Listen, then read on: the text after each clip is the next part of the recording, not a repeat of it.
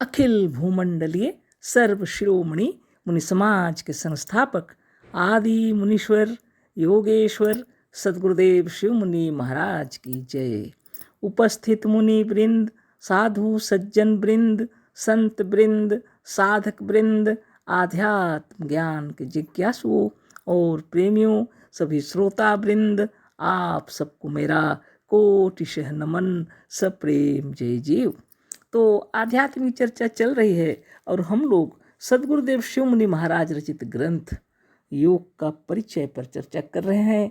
अध्याय 2 पर चर्चा हो रही है। शीर्षक दिए हैं सद्गुरुदेव योग का साधन, है ना। तो बहुत बड़ी बात है। हम लोगों ने जाना कि बाहर रहने से भोग होता है, मन को बाहर से भीतर की ओर लाना ही योग है, अपने केंद्र में स्थित करना, है ना। आगे पढ़ते हैं। आत्मा की ओर योग है और संसार की ओर भोग है। भीतर योग है या योग का स्थान है और बाहर की ओर भोग का स्थान है ना। आत्मदेव की महिमा से, सद्गुरु की कृपा से यह ज्ञान हो गया कि इस जीवन को, इस प्राण को आत्मा कहा जाता है, स्वयं अपना आप है इसलिए, है ना। तो अपने आप की ओर आना, बाहर से भटकते हुए मन को भीतर की ओर लाना, तो आत्मा की ओर योग है। अगर हम भीतर की ओर आते हैं तो उसको योग कहते हैं। और संसार की ओर भोग है, और यदि संसार की ओर हैं तो भोग रहे हैं संसार को।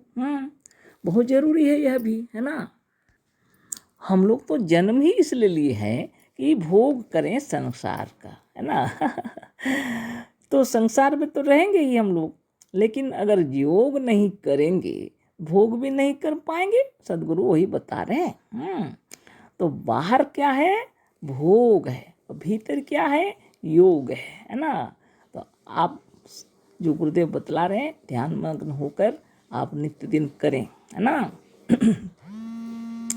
हमारा यह मतलब नहीं है ना। एक मिनट के लिए सद्गुरुदेव शिवमुनि महाराज समझाने की कोशिश कर रहे हैं हम लोगों को, जो हम लोग की समझ में नहीं आता। संसार तो हम लोग आए हैं, भोग करने के लिए ही आए हैं, लेकिन बल नहीं रहेगा तो भोग कैसे करेंगे, है ना। शरीर में बल चाहिए, इसके लिए योग की आवश्यकता है ना। बहुत सुंदर तरीके से लिखे हैं और आगे हम लोग पढ़ेंगे, है ना।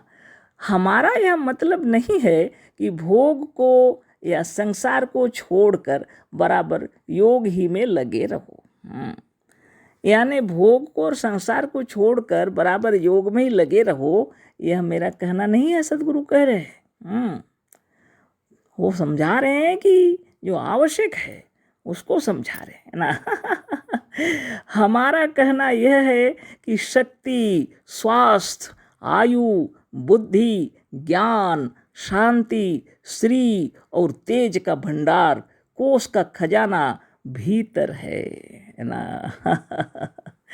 तो भीतर है, उसको भीतर से लाना पड़ेगा ना। जब भीतर है तो बाहर ढूंढेंगे तो कहाँ से मिलेगा। तो सब बाहर ढूंढने के कारण से गड़बड़ हो रहा है। भीतर है यह सब कुछ और बाहर इसको खर्च करने के लिए है ना। लोग बाहर ढूंढ रहे हैं, कहाँ से मिलेगा, है ना। शक्ति भीतर है, स्वास्थ्य भीतर है, आयु भी भीतर है, बुद्धि, ज्ञान, शांति सब भीतर है, श्री और तेज का भंडार, कोष का या खजाना भीतर है। आत्मा ये सब का भंडार है ना। तो भीतर से यह सब प्राप्त करके बाहर आकर उसका उपयोग करना होगा या उसका व्यय करना होगा, है ना। तो जब भीतर से जब तत्व प्राप्त हो तो बाहर आके उसका उपयोग करेंगे, काम में लगाएंगे या तो व्यय करेंगे, आवश्यकता जैसी पड़ेगी। यह ठीक है कि कमाई या उपार्जन व्यय के लिए या भोग के लिए ही होता है। जो भी हम कमाई करें अपने सुविधा के लिए खर्च करने के लिए किए हुए हैं, है ना। भोग करने के लिए कमाई की जरूरत पड़ती है। पर जो केवल व्यय में ही लगा हुआ है और कमाई नहीं करता वह बहुत शीघ्र नष्ट हो जाएगा। सिर्फ खर्च करने में लगे हुए हैं और कमाई नहीं करते तो क्या होगा? दौलत सब नष्ट हो जाएगा, जो कमाए हैं वो सब नष्ट हो जाएगा। यानी शक्ति, स्वास्थ्य, आयु, बुद्धि, ज्ञान, शांति, श्री और तेज सब नष्ट हो जाएगा धीरे धीरे, है ना। तो बताइए क्या करना पड़ेगा? नित्य दिन इसको बढ़ाना है, तब जाके बढ़ेगा, है ना, बराबर सुंदर रहेगा, है ना। तो सद्गुरुदेव क्या कह रहे हैं? इन सब को आपको उपयोग करने का तरीका मालूम होना चाहिए, है ना। खाली व्यय कर रहे हैं, खर्च कर रहे हैं तो सब नष्ट हो जाएगा। योग द्वारा शक्ति, आयु, स्वास्थ्य, बुद्धि, बल और तेज प्राप्त करके ही तुम अच्छे भोगी हो सकते हो। तुम भोग के योग्य हो सकते हो और भोग का आनंद ले सकते हो, या एक गृहस्थ बन सकते हो। बहुत बड़ी बात है। यदि आप योग साधन करेंगे तो सब बढ़ जाएगा, है ना। आयु बढ़ जाएगी, शक्ति, स्वास्थ्य, बुद्धि, बल, तेज, हंसना, सब कुछ बढ़ जाएगा। आप संसार का भोग कर सकते हैं, सुख और आनंद अनुभव कर सकते हैं, है ना। बहुत बड़ी बात है। और नहीं तो पीड़ित ही रहेंगे, है ना। अच्छा भोगी बनने के लिए अच्छा योगी होना पड़ेगा। शरीर स्वस्थ है तो संसार के कार्यक्रम में आप सहयोग कर सकते हैं, भाग ले सकते हैं, दौड़ धूप कर सकते हैं, सुख अनुभव कर सकते हैं, नाच गाना गा सकते हैं, सब कर सकते हैं।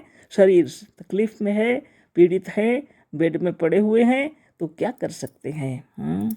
राजमहल भी हो तो क्या कर सकते हैं? दौलत के भंडार पर भी खड़े हों तो क्या कर सकते हैं, है ना। गृहस्थ आश्रम में है लेकिन आपके शरीर तकलीफ में है तो क्या कर सकते हैं, है ना। इसलिए अच्छी तरह से नित्य दिन योगाभ्यास करना चाहिए। सर्वप्रथम उठकर शौच से निवृत्त होकर सर्वप्रथम योग ही कर लेना चाहिए, है ना। क्या आनंद आएगा, है ना। हृदय शांत हो जाएगा, है ना। अपार बल, है ना। अपार शांति, है ना। उत्साह से भर करके आप बाहर जगत के कार्य कर सकते हैं, है ना। बहुत बड़ी बात है। सद्गुरुदेव शिव मुनि महाराज की जय। उन्होंने इतने अच्छे तरीके से साधन बतलाए हैं कि आप आराम से अपने बिछावन में कर सकते हैं। बाहर दौड़ना, ना भागना, ना कूदना, है ना। कोई काम नहीं, ना बारिश, ना ठंडा, ना जाड़ा, ना गर्मी, कोई चीज़ आपको परेशान नहीं कर सकता क्योंकि आपको बाहर जाना नहीं है। अपने योगाभ्यास करने के बाद आप दुनिया में घूमिए फिरिए दौड़िए, कोई मना नहीं है, है ना। आप संसार के भोग करने के लिए आप आए हुए हैं, है ना। तो अच्छा भोगी बनने के लिए, अच्छा सांसारिक बनने के लिए और एक अच्छा गृहस्थ बनने के लिए एक अच्छा योगी होना नितांत आवश्यक है। ऋषि मुनि महर्षि तपस्वी सब गृहस्थ आश्रम में रहते थे और सब लोग ऋषि महर्षि का पद प्राप्त किए, सब योगी लोग थे, मुनि लोग थे, है ना। आप विचार कर लीजिए, है ना। अच्छी तरह समझ लीजिए, है ना। योग की महिमा आपको समझ में आएगी। यह गृहस्थों को बहुत जरूरी है, क्योंकि गृहस्थ को शारीरिक, मानसिक, बौद्धिक परिश्रम करना पड़ता है, धनोपार्जन करना पड़ता है, अपने परिवार का भरण पोषण करना पड़ता है, अपने बाल बच्चों को सुखी रखना पड़ता है, परिवार को। सोचिए कितनी खुशी की बात है, जब आप किसी के लिए कुछ करते हैं, है ना। तो शरीर तो निरोग रहना चाहिए। इसे खूब समझ लो। हमने थोड़े में सच्ची बात कह दी है, इस पर खूब विचार और मनन करो तो योग की उपयोगिता को समझ सकोगे, है ना। योग की महिमा समझोगे, गुरुदेव बतला रहे हैं। ऐसा समझाने वाला कौन है जगत में? ऐसा नहीं समझा सकेंगे कोई भी। एकदम बहुत सुंदर से समझाए हैं सदगुरु, है ना। तो अच्छा भोगी बनने के लिए भी अच्छा योगी बनना है। संसार का सच्चा सुख उठाने के लिए भी बल, बुद्धि, आयु और आरोग्य चाहिए, जो बिना योग के प्राप्त नहीं हो सकता, क्योंकि आयु, आरोग्य, बुद्धि और बल का भंडार केंद्र में है। भीतर है, आत्मा में है, वहाँ है जहाँ सच्चिदानंद का निवास स्थान है ना। अतः संसार का या जीवन का आनंद लेने के लिए कुछ समय के लिए बाहर से उपराम को प्राप्त होकर बाहर से मुड़कर भीतर में, केंद्र में, आत्मा में या सच्चिदानंद ब्रह्म में आना होगा। बताइए। सोच लीजिए, जो योग नहीं करते हैं गहरी नींद में जब सो जाते हैं तो अपार बल की प्राप्ति होती है, क्योंकि वो सचमुच में पर ब्रह्म परमात्मा की गोद में है ना। सच्चिदानंद भीतर है ना। लोग दुनिया में ढूंढ रहे हैं उनको, लेकिन आप विचार कीजिए, कितनी सुंदर बात लिखे हैं गुरुदेव। आगे भी थोड़ा पढ़ लेते हैं। गाढ़ निद्रा में भी मनुष्य बाहर से मुड़कर भीतर डुबकी लगाता है। अच्छी और सच्ची नींद के लग जाने पर भी मनुष्य वहीं जाता है जहाँ केंद्र है, आत्मा है और आयु, आरोग्य, बल और ज्ञान का भंडार है। अच्छी और गाढ़ निद्रा को नित्य प्राप्त करके भी मनुष्य मेधा शक्ति, बुद्धि, बल, आयु, आरोग्य और तेज को प्राप्त कर सकता है, क्योंकि अच्छी और सच्ची गाढ़ निद्रा भी योग की छोटी बहन है ना। तो सोचिए, सुंदर साधन ध्यान तपस्या कीजिए। कल फिर बातें करेंगे, है ना। गाढ़ी नींद आए ऐसा परिश्रम करें, है ना। बहुत अच्छा। सद्गुरुदेव शिव मुनि महाराज की जय। सब प्रेम जय जीव, कोटि शह नमन, अशेष धन्यवाद।